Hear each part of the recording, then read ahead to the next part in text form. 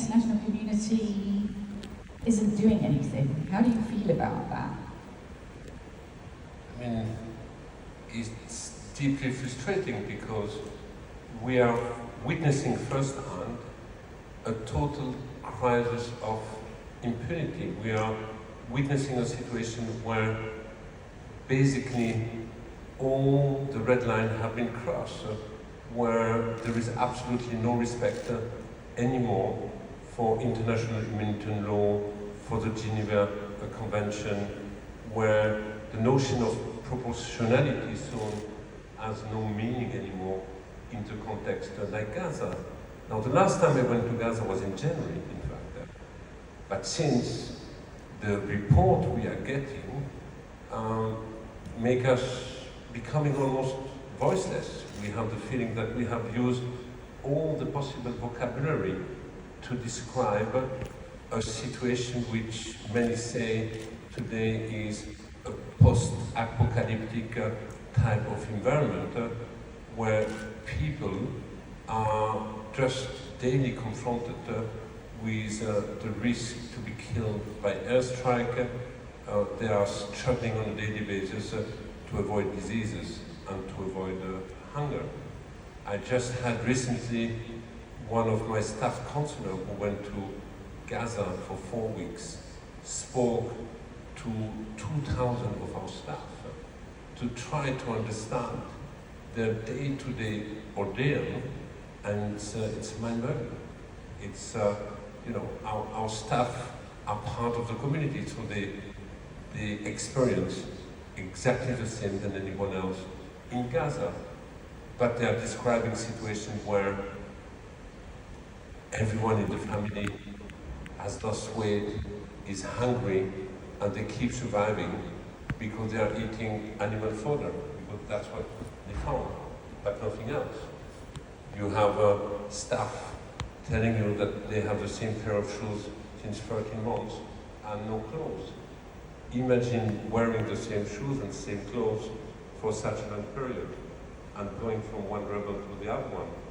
We have staff who have lost it completely, explaining how they had to recover part of the bodies of their children and relatives, trying to put in a garbage bag to do funeral and not knowing if the arm or the other part of the body was really the body of their relatives. That's basically the day-to-day stories that we are getting from our colleagues on the ground. And when you get those daily reports, you have lost, I believe, around 250 of your staff. You must worry that each day your staff are going to be killed or injured. I mean, this is an horrible situation. You might recall that about 9 months ago I was writing to the President of the General Assembly, and I told him that in my entire career I would never have thought that I would be in a situation telling you that we have already lost, because they have been killed, so many staff, but I know that tomorrow we will have more. And at the time I was writing, there were 117 staff. Today we have 250 staff who have been killed, and I have no idea where this will end up. So yes, not only our staff has been killed, but many of them have been killed with relatives, but we have also our premises, which have been hit and targeted and damaged since the beginning of the war.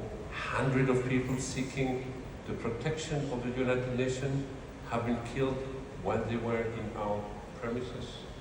And daily we have also convoys or convoys or activities which are also prevented.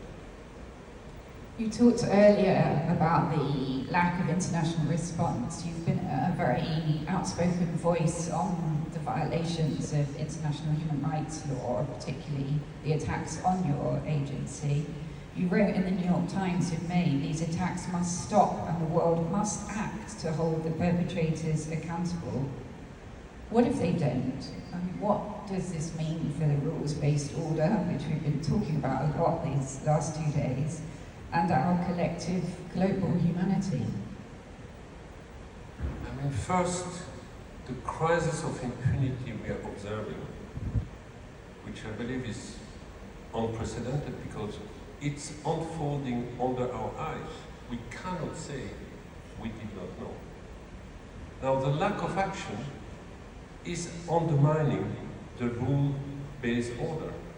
It's undermining our collective multilateral system. The Geneva Convention and international law are here to regulate behavior. But if this behavior are not regulated anymore, they become irrelevant. And this was what we have inherited from the post-war time.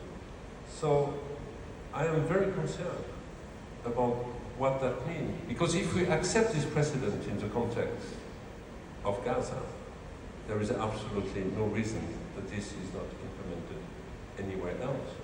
And we heard yesterday at the opening from the Prime Minister of Qatar saying that there is also a growing feeling that this international-based order is a Western-driven order, which is applied only when it fits the Northern Hemisphere, but not equally everywhere, which ultimately means, and people rightly so, start to think, does it mean that some life matter more than others?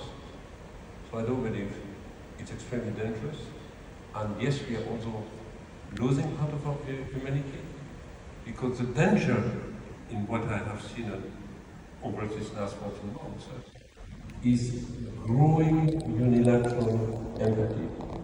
And because you feel so much for one cause, you cannot feel anything on what happened on the other side of it. And this is extremely dangerous. I have to say, as a journalist covering this issue, it is the most polarizing of issues. It is extremely difficult. I think I'd like to move on now to the big issue facing your agency, which is the ban that the Knesset, the Israeli parliament, has voted, which is supposed to come into force next month. What would that actually mean, that ban? What would it mean for the people of Gaza? Well, first of all,